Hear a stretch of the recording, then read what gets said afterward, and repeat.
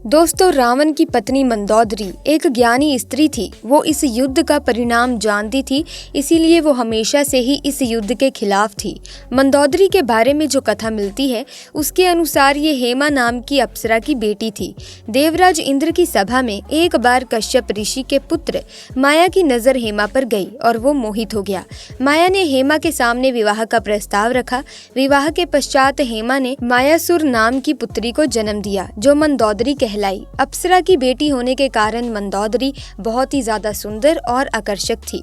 हिंदू पुराणों में उल्लेखित एक कथा के अनुसार मधुरा नाम की एक अप्सरा हुआ करती थी जो भगवान शिव से काफी ज्यादा प्रभावित थी।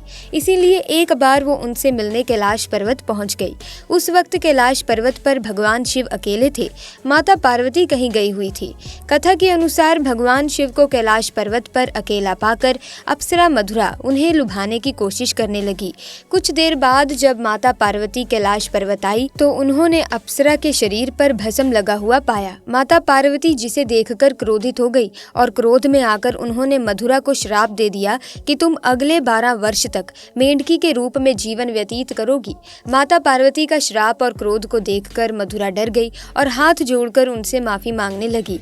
जिसके बाद माता पार्वती ने उसे कहा कि सही समय आने पर तुम श्राप मुक्त हो जाओगी। और जैसा कि माता पार्वती ने श्राप दिया था तब अप्सरा मधुरा तुरंत ही मेंढकी बन गई, जिसके बाद वो धरती लोक पर विचरण करने लगी। दोस्तों, मेंढकी रूपी मधुरा पृथ्वी लोक पर किसी तरह अपने दिन गुजार रही थी, लेकिन तभी एक दिन अचानक एक भयंकर सांप मेंढकी को खाने के लिए उसके पीछे पड़ गया। मेंढकी मधुरा अपनी जान बचाने के लिए भागने लगी और भागते भागते वो सप्त ऋषियों के आश्रम में पहुंच गई, जहां उन्होंने खीर बनाने के लिए खीर को बहुत बड़े लकड़ी के चूल्हे पर चढ़ाया हुआ था। जब सांप ने मेंढकी मधुरा को दौड़ाया तब वो उछलकर उसी खीर के बर्तन पर बैठ गई।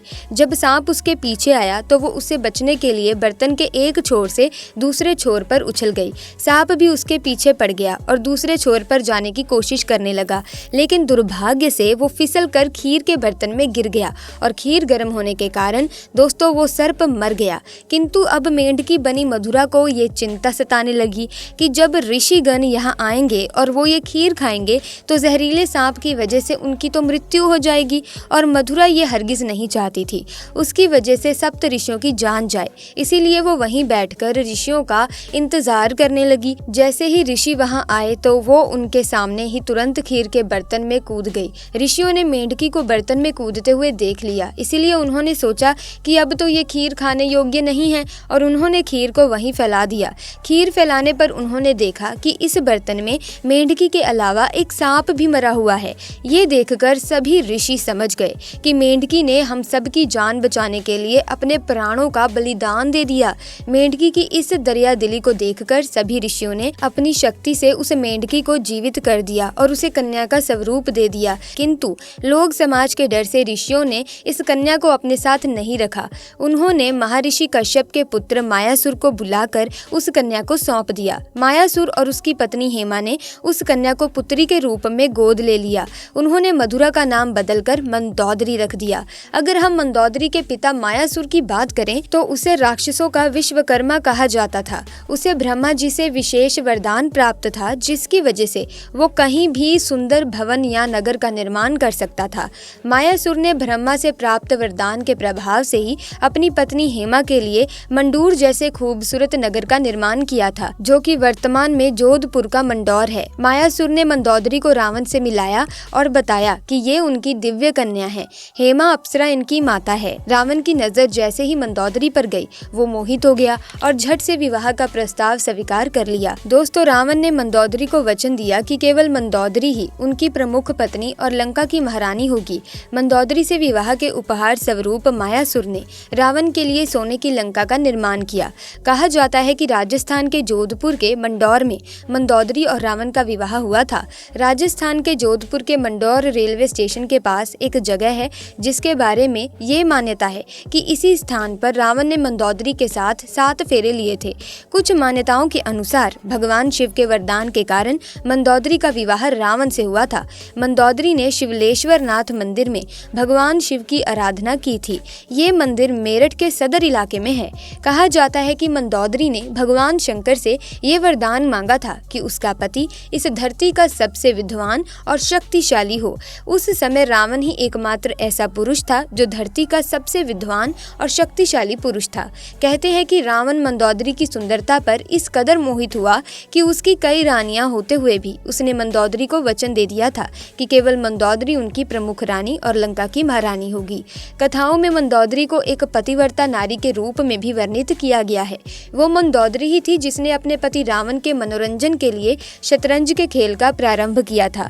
रावण से विवाह के बाद मंदोदरी को रावण से मेघनाथ और अक्षय नामक 2 पुत्र हुए थे। श्री राम द्वारा रावण के वध के पीछे मंदोदरी का भी हाथ था। कहा जाता है कि रावण की मृत्यु एक दिव्य बाण से हो सकती थी और उस दिव्य बाण के बारे में रावण ने सिर्फ मंदोदरी को ही बताया था, लेकिन हनुमान जी ने बहुत ही चालाकी से अपनी बातों में फंसाकर मंदोदरी से इस बाण के बारे में जानकारी हासिल करके उसे चुरा लिया और इस बाण की मदद से प्रभु श्री राम ने रावण का वध कर दिया था। कहते हैं कि मंदोदरी अपने पति द्वारा किए गए बुरे कार्यों से अच्छी तरह से परिचित थी। वो रावण को हमेशा यही सलाह दिया करती थी कि बुराई के मार्ग को त्याग कर सत्य की शरण में आ जाए, लेकिन अपनी ताकत पर घमंड करने वाले रावण ने कभी मंदोदरी की बात को गंभीरता से लिया ही नहीं और उसका परिणाम तो आप सभी जानते ही हैं। दोस्तों, इसी तरह से ये भी बात बहुत ज्यादा प्रचलित है कि आखिर क्यों किया मंदोदरी ने विभीषण से विवाह।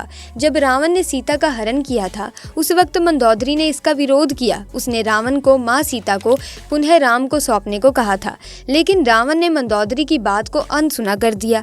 प्रचलित कथाओं के मुताबिक राम रावण के युद्ध में विभीषण और मंदोदरी सहित कुछ गिने चुने लोगों को छोड़कर रावण के पूरे कुल का नाश हो गया था। रावण की मृत्यु की खबर जब मंदोदरी को मिली तो विलाप करते हुए युद्ध भूमि में पहुंच गई और इस हालत में रावण को देखकर तेज आवाज निकालकर रोने लगी। कहते हैं कि युद्ध भूमि में मंदोदरी की नजर प्रभु श्री राम से भी टकराई। मंदोदरी को इस तरह से विलाप करता देख प्रभु श्री राम को भी अति दुख हुआ था। लंका के सुखद भविष्य के लिए श्री राम ने विभीषण को लंका का राजपाट सौंप दिया था और उन्होंने मंदोदरी के सामने विभीषण से विवाह करने का प्रस्ताव रखा था, लेकिन उस समय मंदोदरी ने उसका कोई उत्तर नहीं दिया। जिसके बाद प्रभु श्री राम अपनी पत्नी सीता और भाई लक्ष्मण के साथ वापस अयोध्या लौट गए। वहीं दूसरी तरफ मंदोदरी ने रावण की मृत्यु के शोक में खुद को लंका के महल के कमरे में कैद कर लिया। बहुत दिनों तक इस कमरे में कैद रहने के बाद वो बाहर निकली और उसने विभीषण से विवाह कर लिया, लेकिन कुछ विद्वान इस बात को सीधे तौर पर नकारते हैं। उनका मानना है कि इसका सच्चाई से कोई लेना देना नहीं है। दरअसल इन विद्वानों के मुताबिक मंदोदरी पतिव्रता नारी थी, अपने पति के प्रति पूरी तरह से समर्पित थी। इतनी महान ज्ञानी पतिव्रता नारी ऐसा निर्णय नहीं ले सकती। ऐसे में मंदोदरी का रावण की मृत्यु के बाद विभीषण से विवाह कर लेना एक विधंती के अलावा और कुछ भी नहीं है। दोस्तों, ऐसे में आपको क्या लगता है, क्या मंदोदरी ने दूसरा विवाह किया था या फिर नहीं? हमें कमेंट्स में ज़रूर बताइएगा। इसी के साथ आज की वीडियो में बस इतना ही। अगर वीडियो में दी गई जानकारी अच्छी लगी तो वीडियो को लाइक करें, शेयर करें और चैनल को सब्सक्राइब करके बेल आइकन को प्रेस करें ताकि आने वाली नई वीडियोस की अपडेट आपको मिलती रहे। आपका बहुत बहुत धन्यवाद।